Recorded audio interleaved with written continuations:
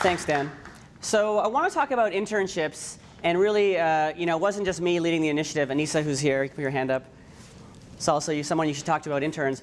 And probably after this deck, I have to go to high school because we're starting early in university, and we probably have to go earlier after everybody learns all the tricks. But it is very interesting. A little bit about me. I did go to Waterloo, and the real reason I started thinking about internships after Waterloo is that Waterloo has a really strong co-op program. You also saw it in Elaine's slides for looking for resumes. Extreme Labs is really where we did a lot of the growth hiring, and we went from 10 people to about 350 in about 4 years. So Pivotal Labs, just a quick slide on it. We're transforming the way folks develop software. There's lots of things I can talk about there, but I really want to concentrate on internships. So first, a story. I went to the University of Toronto to do a career fair. We got there, and none of our material showed up. So I show up at a booth. Across from me is Zynga and Google and Amazon, and we don't have anything. And so what do you do with no booth, with no signage? Well, the first thing I thought was, well, why don't we try to get resumes by giving out a prize? And it sounds like bribing. But what I actually did was I left, went to Best Buy, had somebody still stay at the booth, and I bought like PlayStation, and I bought like an iPad, and I bought a bunch of crap, and I just put it on the table. And lo and behold, students started walking up and saying, hey, what's this? What's going on here?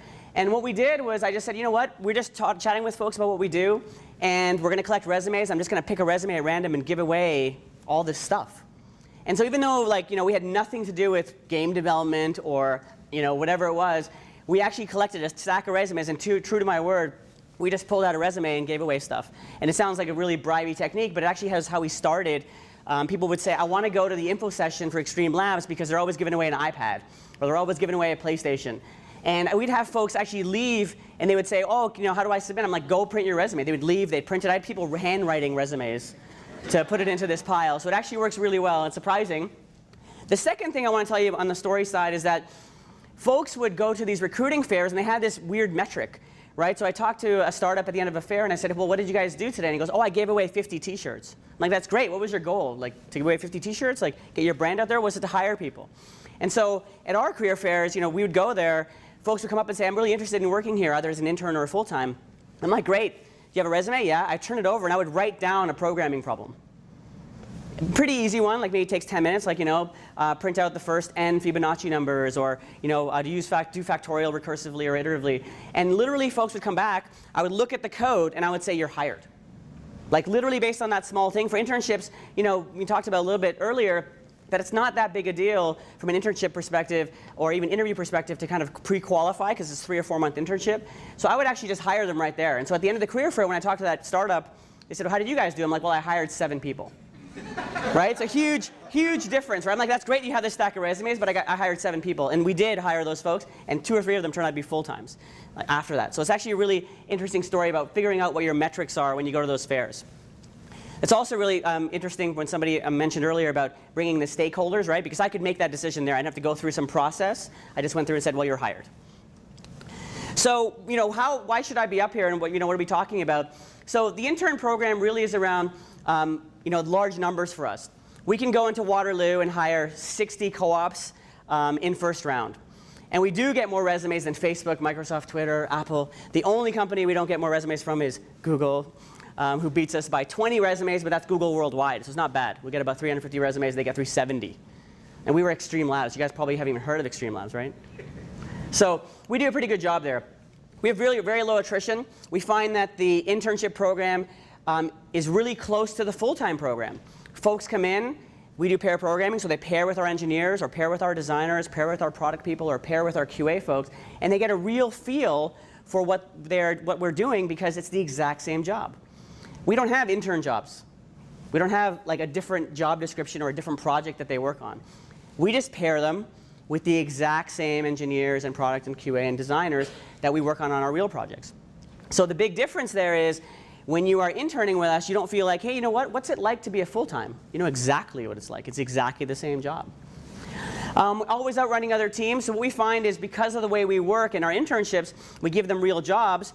We always tend to work faster than our competitors in that space.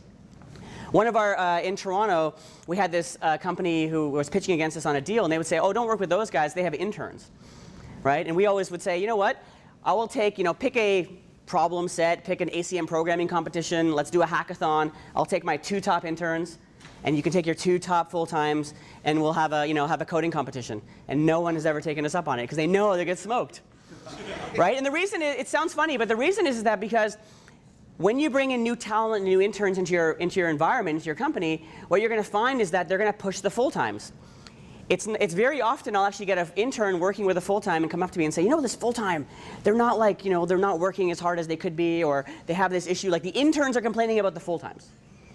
And so it's really kept our full-times at the top of their game. It's really pushed them to move faster.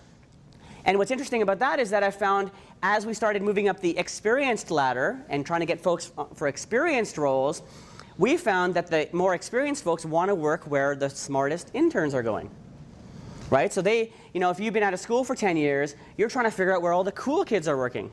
And the cool kids are working where all the, the other cool kids are working, which is where the large internship programs are. So that's worked really well for us to kind of get people into the mood of working with interns. More female engineers. This is an interesting one for us. We hired one female engineer in 2009, and that one female engineer, Shannon, brought on lots of others. And it was really around the internship program because folks are not as timid to kind of join as an intern. And when you see lots of female interns working there who then convert to full-times, you get a really, really large number of female interns. And that was just a byproduct. We didn't do anything specific for that. We just found that they found it a much easier environment to work in. Happy people. Yeah, we tend to have lots of folks who enjoy working there, hence lies into the low attrition. And then many return post-graduation. So I have this interesting trick where I'll have folks who are interns and they're not graduating for another 2 years. And what I do, and it sounds counterintuitive, is I'll give them an offer. So let's say it's 2014 now. I'll give someone an offer, even though I'm graduating in 2016, I'll give them a full-time offer. But like, you should work here full-time. Here's the offer. They're like, but I've got 2 years left. I've got these other internships. Do I have to do all of my internships here? I'm like, no. Here's the offer. You can sign it. You can work your internships, go to other companies. And only one person has not come back to Extreme Labs. They've worked at other internships at some of the top brands out there. And they've always come back. Because I will say, you know what? Go find out what it's like at these other companies, and then come back to us. And most of the time they do. I've had one engineer not come back. And we do a few tricks to make that a real full-time experience for them. So if there's a signing bonus, we pay it then. So if somebody comes in, hey, I'm an intern, I'll pay the signing bonus the day they sign, not when they start. We'll give them a laptop bag. We'll give them free Netflix, which is what we give to all our full-times. We give them an email address that's permanent. We put them on the website. We invite them to all of our events, our full-time events. Like, they are a full-time even though they are not there 2 years before. Right? So they really feel invested, and it's that one person who paid me back the signing bonus. But it works really well. Why do we pick them? Yeah, so they work really hard. I actually do a talk at the beginning of the internship program, which is like the talk at the beginning of, if you've ever seen Boiler Room, Ben Affleck does that huge talk, right? We have this talk around, hey, this is this is your time. Work hard. This is the point where you can actually distinguish yourself. And we're working with a lot of the top interns from University of Waterloo, University of Toronto, and they're able to kind of push the envelope on the full-times. It works really well. The speed, because we've got them for a 3 or 4 month project, they can typically work one term. They can actually do 2 or 3 mobile projects when we focus on mobile. Works really well for us, so they get experience on multiple different platforms. One thing that I'm not talking about in this talk, but is because we do pairing, it makes it really, really easy to mentor folks. You're not just dropping them into a program where they have to be overseen by somebody because you're saying, hey, you know what, go work on this, come back to me in a week or 2 weeks. We actually have them come back and we say, you know what, pair with our folks, build the real projects, and you're not actually having to focus on managing that. I was at a company a few years ago where we had 30 employees and 1 intern, and it was really, really hard to manage that person because nobody really knew what they should be doing. I don't want to give them real work. Versus at Extreme Labs, we tried to go for 1-to-1. And I encourage you, if you have a small company, I would hire as many interns as you have full-times. Literally 1-for-1. We were 1-for-1 until we got to about 65 full-times, at which point I kind of capped it at 65 because it's really hard to manage more than that. But otherwise, I would totally do 1-for-1. And again, think about your employee base and imagine how more effective and how much more work they would do if you just put like an intern beside each one of them. Right? You get a lot more out of it. Why do they pick us? So Mastery, autonomy, purpose, or mentorship. Really, Dan Pink had this idea around why people are motivated at work, and those three things really resonated with us. Mastery, becoming really, really good at something, and we get that via pairing, whether it's programming or design or product.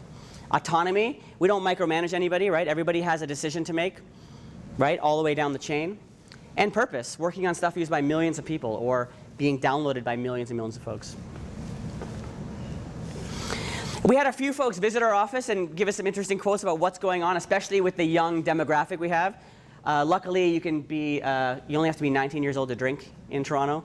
But otherwise it's really hard at 21. We do have beer on Fridays. But we had a lot of influential folks come in and go, hey, wow, this is amazing what you guys are doing. Because they're really changing the way folks get onboarded. I think Anissa probably has the numbers, but 25 or 30% of our full-time staff were previous interns. Really, really big number. We're about 350 people now. And I think that's it. Thank you.